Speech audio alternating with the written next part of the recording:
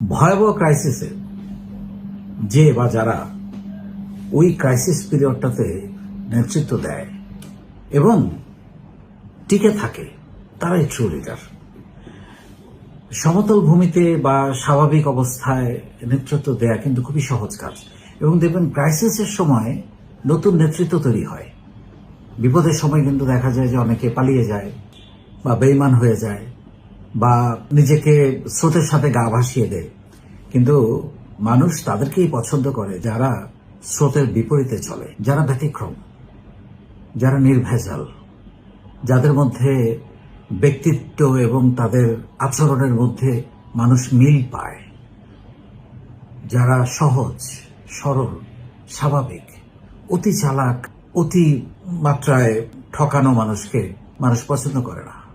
কিন্তু ক্রাইসিসের সময় যারা কাছে টেনে নিতে পারে, মাথায় হাত বুলিয়ে বিভিন্নভাবে কাজ উদ্ধার করতে পারে এবং তাদেরকে সাথে নিয়ে বিপদের সময় তার বিপদেও তাকে সাথে নিয়ে চলতে পারে, সেই ট্রু লিডার। সো এইটা আমরা যারা লিডার হচ্ছি, আমরা প্রতিষ্ঠানকে লিড দেব উদ্যোক্তা হিসেবে, পরিবারকে লিড দেব, সমাজকে লিড দেব, সম্ভব হলে দেশকে লিড দেব, তাদের এই লিডারশিপটা জানা খুব জরুরি। নর্মাল সময়ে সব স্বাভাবিক আছে, কোনো ঝামেলা নাই, কোনো চ্যালেঞ্জ নাই, নেতৃত্ব দেওয়া খুব সহজ। কিন্তু বিপদের সময়, ক্রাইসিসের সময় এবং প্রয়োজনের সময় নেতৃত্ব দেওয়াটা খুবই গুরুত্বপূর্ণ, এবং তারাই সত্যিকারের লিডার যখন এই সময়টাতে তারা পথ দেখায়। যেমন ধরেন, আমাদের যদি একটা এক্সাম্পল দিই, আমাদের করোনার সময় একটা টাইম গেছে যখন আমরা সত্যিকার অর্থে আমরা যারা উদ্যোক্তা তাদের একটা বড় চ্যালেঞ্জ ছিল এই করোনার পিরিয়ডটাকে কোনো কর্মী ছাঁটাই না করে প্রতিষ্ঠানটাকে টিকিয়ে রাখা, প্রতিষ্ঠানটা যাতে কোনো অবস্থাতে বন্ধ না হয়। সো এটা যারা করতে পেরেছে তারাই সত্যিকারের লিডার, যারা টিকিয়ে রাখতে পেরেছে এই সময়টাতে বিভিন্ন উদ্ভাবনী শক্তি দিয়ে, বিভিন্নভাবে অন্য ওয়েতে রেভিনিউ জেনারেট করে যারা টিকতে পেরেছে তারাই সত্যিকারের লিডার।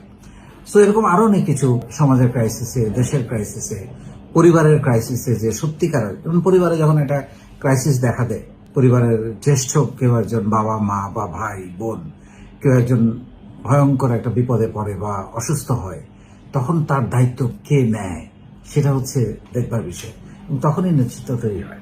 দেখা যায় এটা কাজটা হয়তো বড় ভাইয়ের করার কথা, কিন্তু দেখা যাচ্ছে মেজো সেজো বা সবচেয়ে ছোট ভাই বা বোনটা দায়িত্বটা নিয়েছে, তাহলে নেতৃত্ব তার হাতে চলে গেল। সো এত সহজ না জিনিসটা, মানে আপনি চাইলেই বড় হইলেই নেতৃত্ব দিতে পারবেন, আপনি সিনিয়র হইলেই নেতৃত্ব দিতে পারবেন, নট নেসেসারি। আর এই ক্রাইসিসের টাইমটাতে যে কখনোই নেতৃত্ব দেয় নাই, সেও কিন্তু তার কর্মকাণ্ড দিয়ে নেতৃত্বের জায়গায় চলে আসতে পারে। ওই যেটা বললাম একটু আগে, পরিবারের কেউ অসুস্থ হলে বা কোনো একটা ক্রাইসিস দেখা দিলে সমাজে বা দেশে, আমাদের যখন কোনো একটা দুর্ঘটনা ঘটে, সে বন্যা, সাইক্লোন বা কোনো সিডর টাইপের কিছু একটা যখন আসে, তখন দেখবেন যে কিছু মানুষ বা কোনো একটা বড় ধরনের অ্যাক্সিডেন্ট, ক্রাইসিস তৈরি হয়ে গেল, প্রচুর ব্লাড দরকার মানুষদেরকে, বা কোনো একটা যে রানা প্লাজা ধসের মতো ঘটনা, তখন দেখবেন অনেক নেতৃত্ব তৈরি হয়ে যায় এই ক্রাইসিসের মধ্যে। যার মানবিকতা বেশি, যার মানুষের জন্য দরদ বেশি, সে ঝাঁপিয়ে পড়ছে এবং একদিন সে বড় নেতা হয়ে যাচ্ছে। সো ক্রাইসিস নিজেকে প্রুফ করার সবচাইতে বলিষ্ঠ সময়, মানুষের হৃদয়ে জায়গা করার।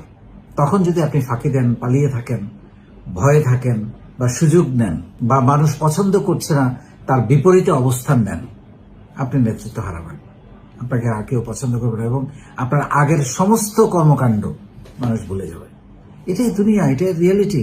আপনি একসময় হয়তো দুর্দান্ত নেতৃত্ব দিয়েছেন, দুর্দান্ত কাজ করেছেন মানুষের জন্য, সমাজের জন্য, কিন্তু একটা ভুল সিদ্ধান্ত বা একটা বেইমানি বা একটা দুঃসময়ে পালিয়ে যাওয়া, পেছন দিয়ে নিজেকে গা বাঁচিয়ে চলা, সেই সময়টার কারণে আপনার বিগত দিনের সমস্ত অর্জনকে মানুষ ভুলে যাবে। এটা দোষ দিয়ে লাভ নাই, এটাই বাস্তবতা, এটাই মানুষের নেচার।